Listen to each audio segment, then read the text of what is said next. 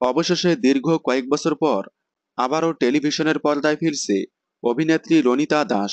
রণিতা দাস বাংলা টেলিভিশনের তুমুল জনপ্রিয় একজন অভিনেত্রী ছিলেন, যাকে ধন্যী মেয়ে, ইষ্টিকুটুম ধারাবাহিকে দেখা গিয়েছিল।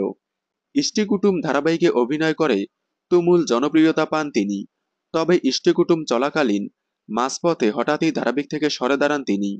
ইষ্টিকুটুম শেষ হওয়ার পর তাকে কালার্স বাংলার সোহাগী সিঁদুর ধারাবাহিকে দেখা গিয়েছিল। সোহাগী সিঁদুর অল্প কয়েকদিনেই বন্ধ হয়ে যায়।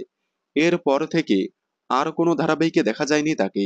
অন্যদিকে অভিনেতা সৌপ্তিক চক্রবর্তী, তাকেও ধন্যী মেয়ে, জলনপুর এবং সোহাগী সিঁদুর ধারাবাহিকে দেখা গিয়েছিল।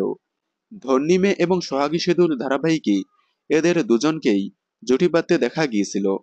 এই দুইটি ধারাবাহিকের পর তাদেরকে আর কোনো ধারাবাহিকে একসাথে দেখা যায়নি। তবে এবার আবারও একসাথে ফিরছে সৌপ্তিক চক্রবর্তী এবং রণিতা দাস। সৌপ্তিক চক্রবর্তীর আন্ডারে আসছে বড় পর্দায় নতুন ছবি দেবী। ছবিটির গল্প হবে ভূতের গল্প। এই ছবিতেই পেতনির ভূমিকায় অভিনয় করবেন রণিতা দাস। রণিতা দাস ছাড়াও দেখা যাবে সোমনাথ বন্দ্যোপাধ্যায়, অঞ্জনা বাসু সহ আরও অনেক জনপ্রিয় অভিনেতা অভিনেত্রী।